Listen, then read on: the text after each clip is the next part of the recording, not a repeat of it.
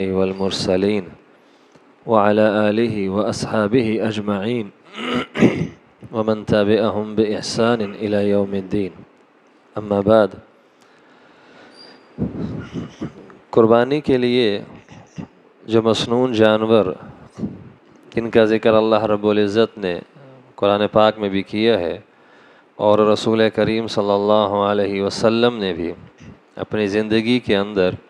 انہی 4 جانوروں پر قربانی کے حوالے سے اکتفا کیا اور آپ کے بعد آپ کے صحابہ نے بھی انہی جانوروں پر اکتفا کیا، جن میں ایک اونٹ ہے، گائے، بھیڑ اور بکرا، یہ 4 جانور۔ ان میں سے 2 جانور جو کہ وجود کے اعتبار سے بڑے ہیں، اونٹ اور گائیں، اس میں رب ذوالجلال نے یہ سہولت امت کے لیے رکھی کہ ان جانوروں کے اندر ایک سے زائد افراد حصہ کی صورت میں شریک ہو سکتے ہیں، خصوصاً وہ افراد جو اکیلے ہاتھ ایک قربانی کا انتظام نہیں کر سکتے، ان کے لیے دشواری ہوتی ہے، تو ان کے لیے ایک آسانی کا پہلو ہو جاتا ہے کہ وہ بڑے جانور میں حصہ ڈال کر اللہ کے نزدیک ثواب کے مستحق بن جائیں۔ جابر رضی اللہ عنہ بیان کرتے ہیں کہ ہم ایک موقع پر رسول کریم صلی اللہ علیہ وسلم کے ساتھ سفر میں تھے اور اس سفر میں عید کا موقع، قربانی کا دن آ گیا، تو ہم اس موقع پر رسول صلی اللہ علیہ وسلم کے حکم کے مطابق ایک گائیں میں 7 افراد ہم شریک ہو گئے اور اونٹ میں ہم 10 افراد شریک ہو گئے تھے قربانی کے حوالے سے۔ تو اونٹ جو ہے یہ 10 افراد کو 10 حصوں کی صورت میں یہ کفایت کرتا ہے قربانی کے لیے کہ اس میں 10 افراد جو ہے وہ حصہ ڈال کے ثواب میں شریک ہو سکتے ہیں، اور گائے جو ہے اس میں 7 افراد شریک ہو سکتے ہیں۔ لیکن اس کا یہ مطلب ہرگز نہیں ہے کہ جو حصے بنائے گئے ہیں کہ اب اونٹ میں 10 افراد کا ہی شریک ہونا لازم ہے، اس سے کم افراد ہوں گے تو وہ درست یا مناسب نہ ہوگا۔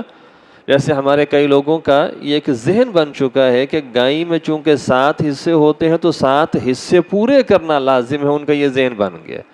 اور وہ طاق پر ہی انہوں نے سوئی پھنسائی ہوتی ہے کہ نہیں جی طاق میں اور 7 میں پورا کرنا ہے، جفت میں نہیں وہ لے کے جاتے کہ 2 حصے نہیں کرنے، 3 حصے نہیں کرنے، 4 حصے نہیں کرنے۔ اللہ رب العزت نے یہ جو حصے بڑے جانور میں رکھے ہیں یہ امت کی سہولت کے لیے رکھے ہیں، اور اس سہولت کی حد جو ہے وہ اونٹ میں 10 تک مقرر کر دی اور گائے میں 7 تک مقرر کر دی کہ گائے میں آپ 7 سے زیادہ افراد شریک نہیں ہو سکتے اور اونٹ میں 10 سے زیادہ افراد شریک نہیں ہو سکتے، اس سے کم جتنے مرضی افراد شریک ہو جائے۔ گائیں کے اندر 2 افراد شریک ہو جائیں، 2 بندے حصہ ڈال کے گائیں خرید کے قربانی کر لیں تو 2 افراد کی طرف سے بھی ہو جائے گی،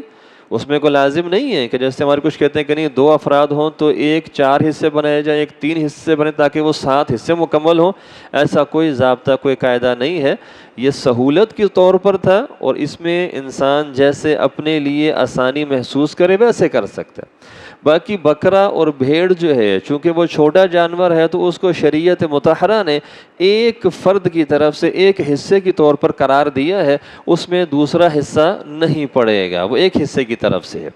ایک تو یہ مسئلہ ہو گیا۔ دوسرا مسئلہ جو ہے ہمارے ہاں عموماً ایک یہ چھڑ جاتا ہے کہ کئی لوگ جو ہیں وہ اپنے فوت شدگان کی طرف سے بھی قربانی کا حصہ ڈالنے کے خواہش مند ہوتے ہیں کہ ان کی طرف سے بھی جو ہے ہم قربانی کر کے کچھ ثواب حاصل کر لیں، اور پھر وہ جو قائل ہیں جو کرنا چاہتے ہیں وہ پھر حضرت علی رضی اللہ عنہ کی جو روایت ہے اس کو بطور دلیل لے آتے ہیں کہ حضرت علی رضی اللہ عنہ کو 2 دمبے ذبح کرتے ہوئے افراد نے دیکھا اور پوچھا کہ علی آپ یہ 2 دمبے جو ہیں یہ کس وجہ سے ذبح کرتے ہیں اتنے اہتمام کے ساتھ؟ تو علی رضی اللہ عنہ نے کہا کہ ایک دمبا میں اپنے اور اپنے گھر والوں کی طرف سے ذبح کرتا ہوں اور ایک دمبا میں رسول اللہ صلی اللہ علیہ وسلم کی طرف سے ذبح کرتا ہوں۔ آپ کی وفات کے بعد کی بات علی بیان کر رہے ہیں، اور کہتے ہیں کہ مجھے اللہ کے رسول صلی اللہ علیہ وسلم نے اس بات کی وصیت کی تھی تو میں جب تک میں زندہ ہوں میں اس عمل کو جاری رکھوں گا اپنی زندگی کے اندر۔ یہ علی رضی اللہ عنہ کا قول تھا، انہوں نے یہ بات کہی جس کو ہمارے کچھ لوگ جو ہیں وہ میت کی طرف سے قربانی کی دلیل بنا لیتے ہیں، لیکن اس پر ائمہ نے جو ہے اس روایت کو ضعیف قرار دیا ہے کہ یہ روایت سند کے اعتبار سے صحیح نہیں ہے کہ جس کو میت کی طرف سے قربانی کی دلیل بنایا جائے۔ امام ترمذی رحمہ اللہ نے جہاں پر اس روایت کو ذکر کیا اپنی کتاب کے اندر، وہاں انہوں نے پھر ائمہ کے موقف بھی بیان کیے۔ اس میں انہوں نے عبداللہ بن مبارک رحمہ اللہ جو بڑے محدث گزرے ہیں، ان کا قول ذکر کیا کہ عبداللہ مبارک کہتے ہیں کہ احب الیہ، میرے نزدیک پسندیدہ معاملہ یہ ہے کہ ان یتصدق عن المیت، کہ میت کی طرف سے صدقہ کیا جائے، قربانی نہ کی جائے۔ اور پھر مزید آگے کہتے ہیں کہ اگر کوئی انسان قربانی کرتا بھی ہے میت کی طرف سے تو وہ اس کا صدقہ کر دے۔ انہوں نے اس کیفیت سے اس مسئلے کو حل کیا لا کر کہ اگر میت کی طرف سے کوئی کرتا ہے تو اس کو صدقہ کر دے اور میت کی طرف سے قربانی کا ذمہ نہ لے۔ لیکن بعض دوسرے جو ہمارے ساتھی ہیں، جو ائمہ ہیں علماء میں سے، جو اس کے قائل رہے ہیں، جو شرح کی کتابوں میں جو مسئلہ لکھا ہوا ہے، جو قائل حضرات تھے، ان قائل حضرات نے ایک تو علی رضی اللہ عنہ کی دلیل لی، اور دوسرا انہوں نے رسول کریم صلی اللہ علیہ وسلم کا ایک عمل جو کہ عموم کی صورت میں تھا، عموم کی صورت میں اس کو لیا کہ نبی کریم صلی اللہ علیہ وسلم نے بھی اپنی زندگی کے اندر 2 دمبے ذبح کیے، اور ایک دمبا ذبح کرتے ہوئے اللہ کے رسول صلی اللہ علیہ وسلم نے یہ اظہار کیا کہ اللہم منی وممن لم یضح من امتی، کہ یا اللہ میری طرف سے اور میری امت کے ان افراد کی طرف جنہوں نے قربانی نہیں کی۔ یا دوسری روایت میں یوں بھی ہے کہ منی ومن امتی، میری اور میری امت کی طرف سے، میرے آل کی طرف سے، اس طریقے سے آپ نے الفاظ ادا کیے اور آپ نے قربانی کر دی، جس سے جو قائل حضرات ہیں کہ میت کی طرف سے قربانی ہوتی ہے، وہ اس سے دلیل لیتے ہیں کہ یہاں جب آپ نے امت کی بات کی تو امت کے اندر کئی لوگ حیات بھی ہیں اور ان میں کئی لوگ وفات بھی پا چکے ہیں، تو گویا کہ آپ کی وہ قربانی جو ہے وہ حیات کی طرف سے بھی ہو گئی اور فوت شدگان کی طرف سے بھی ہو گئی، تو وہ بطور ایک دلیل بن جاتی ہے بقول ان کے جو قائل ہیں۔ لیکن اگر اس میں دیکھا جائے تو رسول کریم صلی اللہ علیہ وسلم نے دمبے کیے 2، اور ایک دمبا جو ہے وہ آپ نے اپنی پوری امت کی طرف سے کیا عموم کی صورت میں، اس میں ٹھیک ہے ان کے بقول زندہ بھی ہیں، فوت شدگان بھی ہیں، لیکن کیا ایک دمبا ہے، وہ بھی انفرادی حوالے سے، اور اس کو عموم کے ساتھ زندوں کے صورت میں کیا ہے۔ اب دمبا جو ہے وہ اکیلا ایک جانور ہے اور اس میں شراکت داری اور حصے کا کوئی تصور نہیں ہوتا ہے۔ تصور تو ہو جہاں پر جانور بڑا ہے، جہاں پر حصہ داری بنتی ہے۔ اونٹ میں کہا جائے کہ جی اس میں ایک حصہ میت کی طرف سے ہے، گائے میں ایک حصہ میت کی طرف سے۔ جب دمبا اکیلا ایک جانور ہے اور وہ ایک حصے کی طرف سے کفایت کرتا ہے، تو یہاں سے یہ موقف تو ان کا بنتا ہی نہیں ہے کہ وہ یہ کہیں کہ جی یہاں پر میت کے حوالے سے بھی ہے۔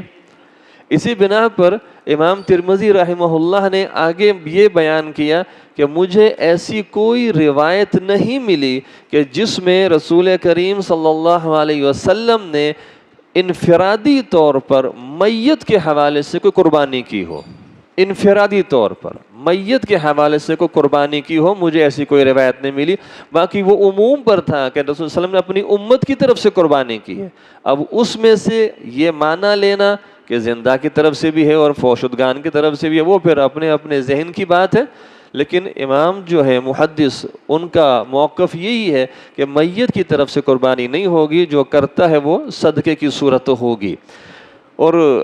اللہ رب العزت نے ثواب کا سلسلہ بھی اتنا خوبصورت رکھا ہے کہ جب گھر کے افراد جو ہیں، میت کی اولاد جب کوئی نیک عمل کرتی ہے تو اللہ رب العزت اس عمل کا جو اجر و ثواب ہے وہ والدین کو اور ان کے اساتذہ کو ویسے ہی مہیا کر دیتا ہے کہ آپ کی تربیت، آپ کے سکھانے کی وجہ سے یہ لوگ یہ کام کر رہے ہیں، تو وہ ثواب کا سلسلہ ویسے ہی ان کو پہنچنا شروع ہو جاتا ہے۔ اس میں ایک ایسا کام جس کی ہمیں اللہ کے رسول صلی اللہ علیہ وسلم سے کوئی دلیل نہیں ملتی ہے، اس کام کو اختیار کرنے کی ہمیں ضرورت بھی نہیں ہے۔ تو قربانی جو ہے یہ زندہ افراد کی طرف سے ہے، اور اس عمل کو زندہ افراد کی طرف سے ہی رکھنا چاہیے۔ فوت شدگان کی طرف سے اگر کسی کو کرنے کا شوق ہو تو وہ ایک الگ سے صدقے کی صورت میں اس کو کرے، تاکہ وہ ان کے لیے ثواب کا سلسلہ بن جائے۔ تو رب ذوالجلال سے دعا ہے کہ رب ذوالجلال ہمیں جو طریقہ سنت نے ہمیں سکھایا ہے، ہمیں اس طریقے کے مطابق چلنے کی اللہ ہمیں توفیق دے۔ وما علی الا البلاغ المبین۔